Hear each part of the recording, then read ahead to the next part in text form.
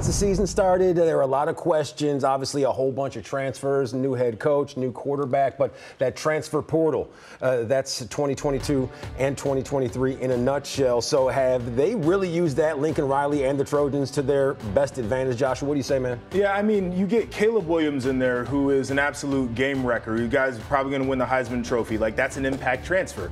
And then you look at what they did in the wide receiver room with Jordan Addison, who was the Biletnikoff winner, is the best wide receiver in college football a year ago at Pitt.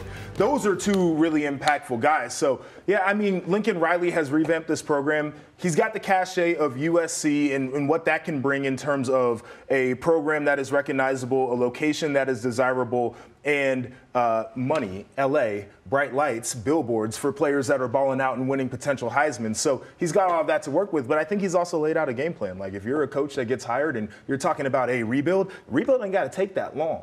Depending on where you're at, you can make that thing as quick as you want to make it. Yeah, if a guy is not a big fan of his current situation, he could say, at least Lincoln Riley can say, hey, come on over here. On your off days, you just jump on the 10, hit the 405, and before you know it, you'll be on the beach. And now he can say, look, Caleb Williams came here. He won the Heisman. Hey. Listen, and I'm not here for cheating. There's this idea of poaching people's teams. You're trying to pick guys off of rosters that aren't in the portal. But, there's nothing wrong with reaching out to a kid's high school coach, in my opinion, and being like, hey, bro, homeboy's quarterback who is really good, he ain't going to be here next year. But we got a guy who we know might be here, is going to be here. So, get you another wide receiver out of the portal, re-up on a dude. Like, that's probably what's going on for a guy like Lincoln Riley and some of these other coaches that have the cachet to recruit guys out of the portal. They're going to look at the other situations going on at other schools and see if they can't go back to the high school coach and say, hey, can you check on your kid for me? Yeah, some of these guys, like a Brian Kelly, like a Lincoln Riley, they add that instant cachet when they do